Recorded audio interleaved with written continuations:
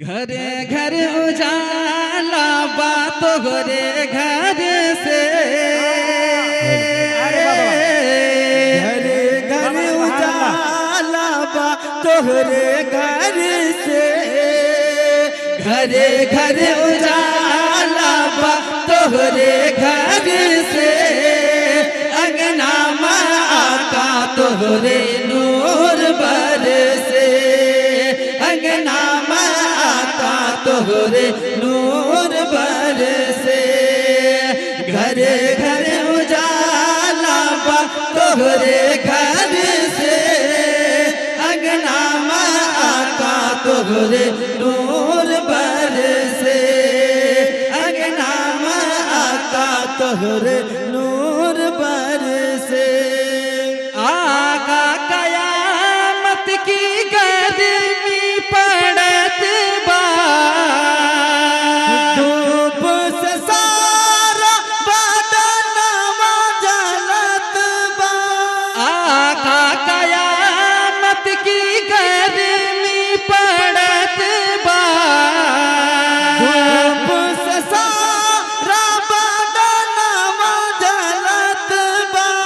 धूप से सारा बदनवा जलत बा चादर हटई ना मोरा सर से चादर हटई ना मोरा सर से अंगना में आका तोहरे नूर बरसे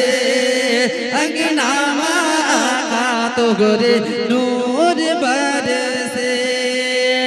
घरे घर उजाला बा तोहरे घर से अंगना में आका तोहरे नूर बरसे अंगना में आका तोहरे नूर बरसे गारी में बनते भाईल जब हर सुरखवा दस कैस दीक से बोलेला सपवा गारे में बनते भाईल जब हर सुरखवा दस कैस दीक से बोलेला सपवा दस कस दीक से बोलेला सपवा चेहरा दिखाता आका नैना तर से चेहरा दिखाता आका नैना तर से अंगना में आका तोहरे नूर बरसे अंगना में आका तोहरे नूर बरसे घरे घर उजाला बा तोहरे घर से अंगना में आका तोहरे नूर बरसे अंगना में आका तोहरे नूर बरसे। बड़ी तेजी के साथ आखिरी शेर पहुंचा रहा हूं, मुलाहिजा फरमाए। बुढ़िया की गठरी लेके आका चलत है सीरत नबवी देखे बुरिया कहत है बुढ़िया की गठरी लेके आका चलत है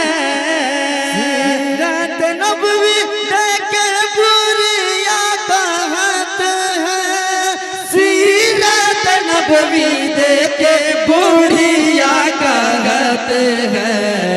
कलेमा पढ़ादा आका जियरा तर से कलेमा पढ़ादा आका जियरा तर से